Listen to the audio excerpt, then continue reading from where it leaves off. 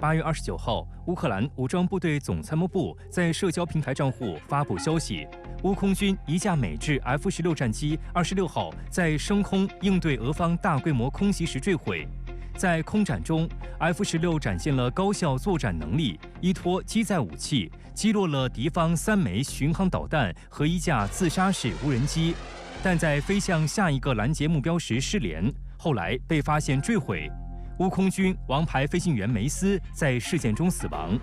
值得指出的是，事件发生时，距离首批 F-16战机抵达乌克兰还不到1个月的时间。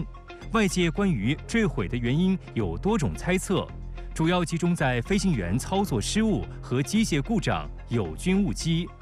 美国方面有声音首先提出了乌克兰飞行员训练不足的问题，认为全面掌握 F-16飞行技能需要数年时间，但乌军飞行员半年之内就完成训练了。一名美国官员指出，乌军飞行员的 F-16战机驾驶训练课程不标准，存在很大风险。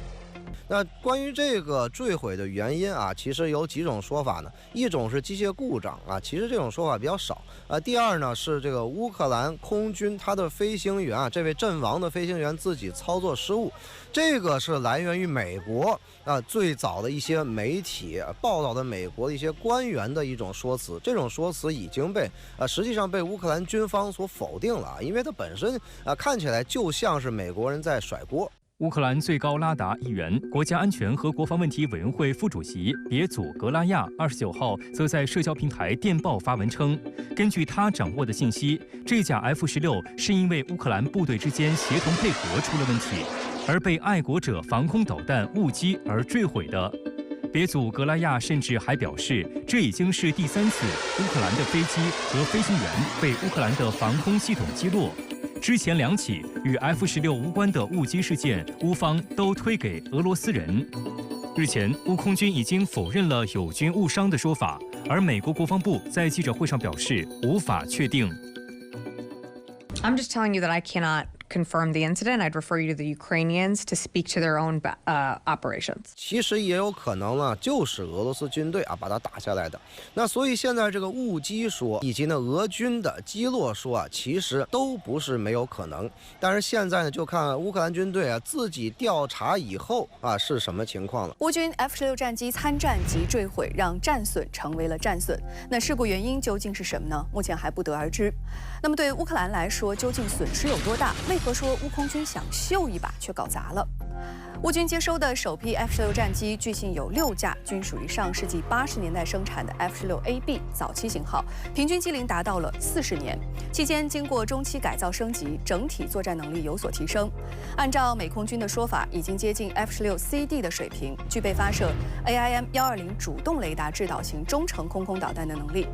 北约在向乌克兰交付之前，又由美空军第68电子战中队进行了电子战系统的技术升级，有着较强的综合作战能力。F-16有9个外挂点，最多可以挂载6.8吨载荷，能够挂载的武器种类比较丰富，可以执行不同的任务，比如说挂载近距空空导弹、中距空空导弹进行空战，或者是挂载 MK80系列自由落体炸弹、宝石路激光制导炸弹、联合直接攻击弹药、AGM-158巡航导弹和 AGM-88哈姆反辐射导弹等进行对地打击。从乌空军透露出来的消息，飞行员梅斯驾驶的 F-16战机坠毁时，正在乌境内执行防空作战任务，拦截俄军射向乌克兰纵深地区的导弹和无人机。那么在出事之前，梅斯还成功拦截了3枚巡航导弹和1架无人机。而这个战绩其实属于正常，并没有值得吹嘘的地方，因为战斗机拦截机动能力较差的巡航导弹和无人机，基本上是发现就能击落。由此也可以看出，乌军现在是把首批 F-16作为防空力量的组成部分，以弥补防空导弹系统不足的问题。而考虑到俄罗斯在过去1整个月的时间里都在寻找这些 F-16，要将眼中钉拔掉，乌空军这次派 F-16升空的动机也受到了质疑。毕竟这种拦截任务不是特别的重要，而且容易暴露其部署位置，不排除乌克兰是想表现一下给西方看，如果没发生坠毁事故，估计会大肆宣扬战果，增强西方的援乌信心。没想到搞砸了。针对 F-16坠毁3种可能原因，目前仍众说纷纭。但乌克兰的3大损失却是毋庸置疑：损失飞机、损失飞行员和损失西方信心。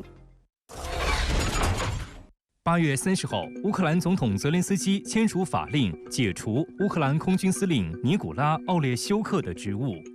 Я вирішив замінити командувача повітряних сил Збройних сил України. Я безмежно вдячний всім нашим військовим льотчикам, всім інженерам, всім воїнам мобільних вогневих груп, розрахунків, ППО. Усім, хто дійсно б'ється для України, для результату. І це потрібно так само на командному рівні. Ми повинні посилюватись і берегти людей, берегти особовий склад, берегти усіх наших воїнів. 而在第2天，乌克兰防长乌梅罗夫在接受媒体采访时否认奥列修克被解职与 F-16战机坠毁事件有关。他称这是2个独立的问题。事实上，奥列修克还陷入意外泄露乌军 F-16部署位置的风波。去年8月23号，乌空军另一名王牌飞行员安德烈在换装 F-16战机的前期训练时意外身亡。在他去世满1周年之际，奥列修克特别请了安德烈的母亲走进空军基地参观，还拍成短片发到社交平台。然而，影片中有一段画面，奥列修克俯身拥抱安德烈的母亲时，他背后出现了外形独特的建筑物，暴露了 F-16战机的藏身地。据了解，这里很有可能是乌克兰西部的伊万诺弗兰科夫斯克空军基地。俄军掌握到这一情报后，立即使用匕首高超音速导弹对该基地进行了打击，造成一些乌军战机损伤。不过，这一消息并未得到乌克兰方面的证实。日前，西方援乌的一架 F-16战机在应对俄军空袭时坠毁，坠毁原因至今仍众说纷纭，其中被友军误击的说法最受关注。那白先生对此如何解读呢？之前其实我们说西方的媒体也好，乌克兰也好，包括这个西方的一些专家都在提啊，说理论上讲 F-16到达之后，乌克兰方面的这个敌我识别问题应该会好解决，因为我们说地面上，你比如爱国者，那么爱国者呢，应该来讲在它的通讯体系啊各方面跟 F-16的配合远要比如米格29的配合要更容易，但实际操作层面并不是这么简单，所以呢，未来我们说 F-16的使用，包括怎么样解决敌我识别问题，尤其是如果说俄罗斯方面借助电子战手段有意识地针对这种敌我识别问题制造一些可能的误击事件的话，那乌克兰方面能不能够应对，这都是问题。另外呢，就是这一次这个在飞机坠毁中遇难的飞行员啊，呼号叫越狱的这个梅斯中校的，恰恰是西方之前媒体反复采访，并且在西方曝光度很高的一个乌克兰的资深飞行员。那么他的遇难呢，再加上之前我们说另外一位啊，在这个西方认知度比较高的乌克兰的飞行员，就是这2个人都是因为之前这个鼓吹西方尽快提供 F-16，被西方的媒体所广泛报道，但是现在2个人都已经遇难了。虽然乌克兰跟西方强烈的这个强调不是被击落，但是如果说最后是因为飞行员的这种操作失误的话，那么确实对乌克兰整个飞行团队的这个素养，包括能不能够有效的操作 F-16，也是一个很大的信任方面的打击。有美国官员透露，拜登政府研究了派遣承包商人员前往乌克兰维护 F-16战斗机和其他军事武器的提议，但认为此举风险太大，因此希望欧洲国家承担更多的维护责任。那白先生，您认为这是放出了什么信号？那么对美国人来讲呢，在乌克兰的土地上面，现在很有可能有美国的人员啊，就美籍的人员在这个参与到作战的各个层面。从人员训练、作战计划的这个制定，包括这个情报的获取，那么甚至我们说整个指挥控制，那么甚至我们说到实际作战都有美国人参与啊。当然，这些人现在一般被描述为工兵，啊，或者是描述为所谓志愿人员。那么如果说这些人大量的到乌克兰方向，那么出现很多伤亡的话，对美国的整个军事体系来讲，也并不是一个好的事情。那么这个呢，很大程度上是美国的军方的一个认真的考虑。其次呢，就是相关人员的伤亡可能给美国国内政治带来一些复杂的问题。这个不光是美俄关系的问题，更重要是美国国内围绕着援乌问题可能会进入到一些更为复杂、更为深层次的这种争议。这种争议会给美国政坛带来很多不确定性。这个也是现在美国人采取一种相对比较持重的态度，或者说，相对于西方的一些，比如尤其是欧洲国家啊，那么美国人在很多问题上面似乎还是要更为选择这个保守的一些选项。那么这个呢，也是基于美国国内政治稳定的考虑，因为我们说终归美国人11月份就要大选。日前，乌克兰方面加大对西方国家喊话施压，点名要求美、英、法、德等允许乌军使用其武器打击俄境内纵深目标。俄罗斯外长警告称，这是在玩火。那么，西方国家会否进一步对援乌武器进行解禁？泽连斯基高调宣布国产弹道导弹首次试射成功，有意在发出什么信号？Звертаюся до Сполучених Штатів, Великої Британії, Франції та Німеччини. Нам потрібні можливості реально і повністю захищати Україну та українців. Нам потрібні і дозволи на далекобійність, і ваші далекобійні снаряди та ракети. 8月30号，泽连斯基发表视频讲话，又一次呼吁西方允许乌军用远程武器打击俄境内目标。他直接点名美、英、法、德，要求获得更多的远程弹药和导弹。同时，乌克兰防长乌梅罗夫访问美国华盛顿，与美国防长奥斯汀会面。虽然美国并未公开，但乌梅罗夫证实，他在华盛顿与美国高级官员会面时提交了一份目标清单，上面列出了如果华盛顿取消对乌使用美国武器的限制，乌军可以打击的俄境内纵深目标。据悉，奥斯汀在会面中重申，美国将与盟国和合作伙伴一道继续向乌克兰提供支持，但并没有提到武器解禁问题。美国国防部发言人赖德日前在记者会上称，禁止乌军使用美制武器深入俄腹地进行打击的立场没有改变，但乌克兰可以利用美国的军事援助来抵御跨境袭击及进行反击。一名美国官员还称，乌克兰只收到由美方提供的数量有限的陆军战术导弹系统远程导弹。美方已经明确表示，由于库存有限，乌方不应指望美国能够在此大量提供。8月27号，泽连斯基在新闻发布会上宣布，乌克兰武装部队最近进行了新型国产弹道导弹的首次成功试射，但没有透露有关这枚导弹的更多细节。乌克兰高调宣布首次试射国产弹道导弹取得成功，也引发了外界的诸多猜疑。那么，乌克兰有着怎样的导弹技术？这款导弹的性能如何呢？外界普遍认为，乌克兰此次试射的是此前公布的雷霆2弹道导弹。该导弹于2014年开始研制，并于2018年在乌克兰阅兵活动首次亮相，当时被认为可能是模型。雷霆2导弹采用垂直发射方式，发射车采用10×10轮式越野底盘，每辆发射车配备了2枚导弹，每枚导弹拥有独立的发射箱，能够进行灵活机动部署。雷霆2弹体外形与俄罗斯的伊斯坎德尔 M 非常相似，因此也被称作乌版伊斯坎德尔。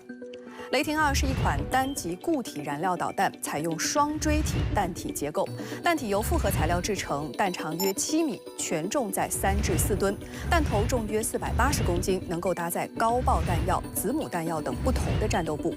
在制导方面，雷霆2采用了惯导加 GPS 加末端雷达制导，在美国军马 GPS 信号的加持下，命中源概率误差可达5到15米，具备很强的精确打击能力。根据乌克兰在防务展会上公开的信息，外贸版的雷霆2导弹由于受导弹及其技术控制制度的限制，最大射程为290千米，而乌克兰自用的版本最大射程约为500千米。如果乌军在乌克兰东北部的切尔尼戈夫州或哈尔科夫州发射雷霆2，甚至能够威胁到俄罗斯莫斯科地区，因为其距离乌克兰边境也就500千米左右。而如果是在乌克兰南部发射，则能够打击整个克里米亚半岛目标。需要注意的是，乌军曾被爆出先后于去年4月、6月和8月使用雷霆2导弹攻击克里米亚半岛，每次都是发射2枚，但是都被俄军防空反导系统拦截。之所以后来没有再使用的一个重要原因是雷霆2导弹的技术机密被俄罗斯得到了。去年9月，根据乌克兰法院相关信息显示，南方设计局第102部的1级工程师瑞萨达·佩尔科娃被乌安全部门逮捕并被起诉。他的罪名就是向俄联邦安全局泄露了雷霆2导弹的研发信息。据此推测，乌克兰可能对雷霆2导弹的设计进行了部分改进，并在日前完成了测试。不不过，仅用1年的时间来改进，雷霆2导弹不可能有多大的提升。泽连斯基实际上更多的是对俄罗斯进行喊话，乌克兰又多了一个能打击俄纵深地区目标的利器。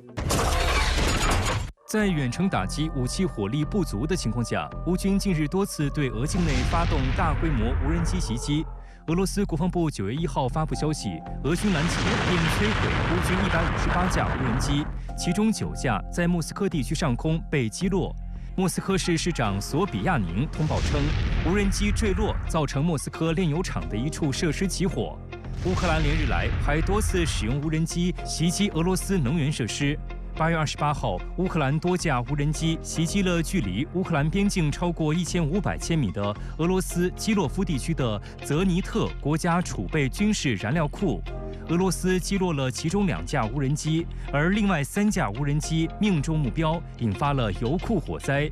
与此同时，距离乌克兰边境不到100千米的俄罗斯托夫阿特拉斯国家储备军用燃料库，至少有3个油罐被无人机击中并起火燃烧。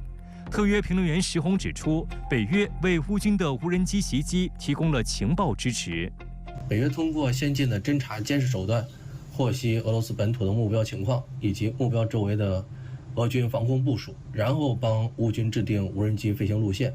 并且对乌军无人机的攻击过程中提供通信控制、导航等方面的技术支持。如果没有北约的大力支持乌克兰无力发动对俄罗斯本土的大规模无人机攻击。在西方国家的帮助下，乌克兰还研制出性能先进的新型无人机。8月24号，泽连斯基在乌克兰独立日这天就放下狠话，乌克兰即将有能力打击俄罗斯任何地方。当天凌晨，乌军无人机袭击了俄沃罗涅日州的一座弹药库。有目击者称，他们听到的是喷气发动机的轰鸣声。乌克兰战略工业部部长亚历山大·卡梅申随后宣布，这是帕利亚尼西亚无人机第一次投入实战。帕利亚尼西亚意思是一条面包。外界对这款无人机的具体规格参数知之甚少。乌克兰方面称，它既是无人机又是导弹，是乌克兰首款国产的能够打击俄本土纵深的远程武器。有观察指出，从外观看，在地面起飞时，它被放在一台带轮子的滑车上，有机翼，有喷气发动机，看起来就像是一架无人机。而弹体脱离滑车起飞后，则更像是一枚喷气动力的巡航导弹。据了解，它拥有比乌军现有无人机更快的飞行速度和更大的战斗载荷，机动性强，能飞行3000千米。这意味着，即便从乌克兰边境起飞，几乎可以到达俄罗斯的任何一个角落。乌防长日前访问美国，有观察称，他可能向美国提交了乌克兰认为如果美国取消援乌武器限制，乌军可以打击的俄境内目标清单。那曹先生，您对此怎么看呢？那么乌防长此次访美有何成果呢？乌克兰总统已经发表了一个声明，就是计划在9月份要向美国提交一份胜利计划，就是在当前的情况下这个乌克兰在俄乌冲突中已经取得了哪些的战果？那么下一步就是如何进行交战，如何进行谈判，或者是说这个未来俄乌的这个冲突如何的发展要获得美方的哪些支持？但是呢，在外交上，他又不能够说和俄罗斯矛盾进一步的激化，产生这种迎头对撞的效果。所以我们看乌克兰的防长他这个访问美国，实际上还是取得了一些成效，起码要来了一些钱来维修装备，起码得到了美国的一种所谓默许可以使用美制的武器装备。但是总起来就是通过这次访美，他并没有达到就是自己要预期的全部的目的，因为他希望增加更多的军事援助，而且呢，让美国就公开的表态，允许他使用就是美制的武器装备，对俄罗斯的境内目标进行打击。乌军日前对俄境内目标进行打击所使用的武器当中，有一款捷克制吸血鬼多管火箭炮也备受关注。有观点认为，吸血鬼齐发，大片大片的地区将遭殃。那曹先生，这款多管火箭炮究竟有怎样的战力呢？这个捷克的吸血鬼火箭炮呢，实际上它的这个就是仿制的，就是源头是原来苏联的就是冰雹火箭炮，就是 BM-21啊这种火箭炮。这种火箭炮呢是122毫米的口径，它装弹是40发，那么是放在这个机动的车辆上来进行机动的运输。那么它的发射速度呢是20秒钟发射40发炮弹，就是发射的速度比较快，但是射程呢相对的说比较有限，一般的射程是在18公里到20公里。那么它的这个特点呢，主要是迅速的、短时间的就可以发射出比较多的火箭弹，打击的距离呢，也可以说是这个比火炮啊一般要远一些，那么压制力比较强。但是呢，它也有一定的问题，就是精准度还不够，它的这个就是操控性啊，就是可靠性呢，还有一些问题啊。就是捷克仿了就是前苏联的啊这款就是冰雹火箭炮以后呢，有了一些改进，但总的性能没有太大的变化。乌克兰陆军司令帕夫柳克在德国秘密会晤了来自35个国家的陆军指挥官，包括美国驻欧洲与非洲陆军司令威廉姆斯。此次会议还展示了德国最新的军事装备，比如说能从3000米外击落无人机的轮式空中骑兵防空系统。那曹先生，对于乌克兰军方的这次行动，您怎么分析呢？乌克兰的陆军司令到德国，去参加这样的会议，而且主要就是会见的，或者是与其接触的，都是其他国家的陆军的军官。那么这次的会议很显然就是它的这个层面或者它的内容和地面作战和陆军的作战是直接相关的。那从武器装备而言，它没必要就是跟30多个国家的这个陆军的军官去讨论武器装备的使用，而最主要的问题是要解决兵员的培训问题。如果能够动员或者是和其他比较多的，特别是欧洲的国家进行这种陆军上的这个交往，或者是进行这种合作，那就可以把这些人员分散到不同的国家里边，进行分期分批的快速的培训。就是经过这样的培训以后，可以上战场。所以我认为呢，由于这些国家比较多，而且涉及的项目也比较广也不同，所以对这个问题呢，必须严加保密。